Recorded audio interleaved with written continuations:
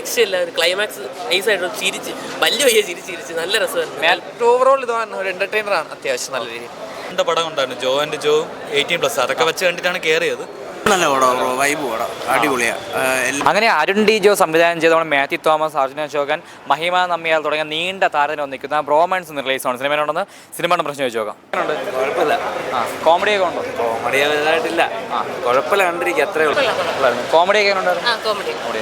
ഒരു രക്ഷയില്ല, ചിരിച്ച് ഊപ്പാടുള്ള ഈ സംഗീതം അർജുന അശോകനും ഒരു രക്ഷയില്ല. ഒരു ക്ലൈമാക്സ് നൈസായിട്ട് ചിരിച്ച് വലിയ ചിരിച്ച് നല്ല രസമായിരുന്നു. മാത്യു ഒക്കെ ഉണ്ടായിരുന്നു.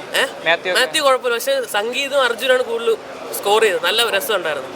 കോമഡി ട്രാക്ക് തന്നെയാണ് ബ്രോ സിനിമ. നല്ല കോമഡി, ചിരിച്ച് ഊപ്പാടുള്ള എല്ലാം കൂടെ. നല്ല പടം, വൈബ് പടം, അടിപൊളിയാണ്.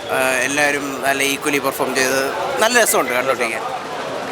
നല്ല അടിപൊളി കോമഡി തന്നെയാണോ മെയിനായിട്ട്? കോമഡിയാണ് ഫുള്ള്. ഫസ്റ്റ് ഹാഫൊക്കെ മാത്യു ആയിരുന്നു, second half just Arjuna Ashokan. നല്ല അടിപൊളിയായിരുന്നു. കോമഡി പടമായിരുന്നു. കോമഡി ആണോ? അഭിനയമൊക്കെ എടുത്ത് പറയാം. അർജുന അശോകൻ എങ്ങനെ ഉണ്ടായിരുന്നു? നന്നായിട്ടുണ്ടായിരുന്നു. നല്ല സൂപ്പറായിട്ടുണ്ട്. കോമഡിയാണോ മെയിനായിട്ട്? കോമഡിയാണ്, നല്ല എൻജോയ് ചെയ്ത് കണ്ട്. നല്ല സൂപ്പർ പടം. പിന്നെ സംഗീത് പ്രദ അങ്ങനെയാണ് തൂക്കിയത്. പിന്നെ നല്ല രസമുണ്ട് പടം.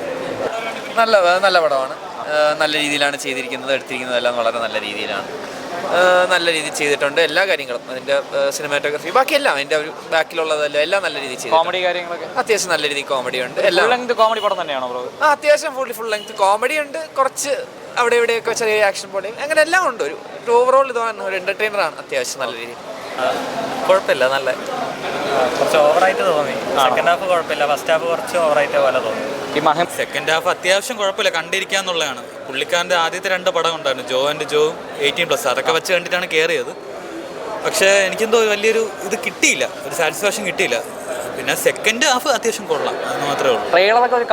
ട്രെയിലർ വൈബിൻ്റെ പുറത്താണ് വാലന്റൈൻസ് ഡേക്ക് ബ്രോമൻസ് തന്നെ ആദ്യത്തെ ഇതായിട്ട് കയറാമെന്ന് വിചാരിച്ചത്. പക്ഷേ വേണ്ടത്ര ഒരു തൃപ്തി എനിക്ക് വന്നില്ല.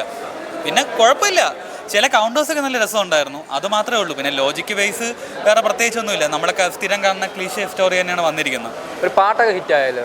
പാട്ട് വൈബൊക്കെ ഉണ്ട്, ഞാൻ പറഞ്ഞു. പക്ഷേ എവിടെയൊക്കെ കോമഡിയൊക്കെ വർക്കൗട്ട് ആയിട്ടുണ്ട്. പക്ഷേ കഥേൻ്റെ ഒരു വെറൈറ്റിനെസ് ഒന്നും കാണുന്നില്ല, അതിൻ്റെ വെറൈറ്റി ഒന്നും ഫീൽ ചെയ്യുന്നില്ല. നമ്മൾ ട്രെയിലർ കണ്ട ഒരു ആവശ്യമൊന്നും പടം കണ്ട് തീരുമ്പോൾ തോന്നുന്നില്ല. എന്നാലും കുഴപ്പമില്ല, വൺ ടൈം വാച്ചബിൾ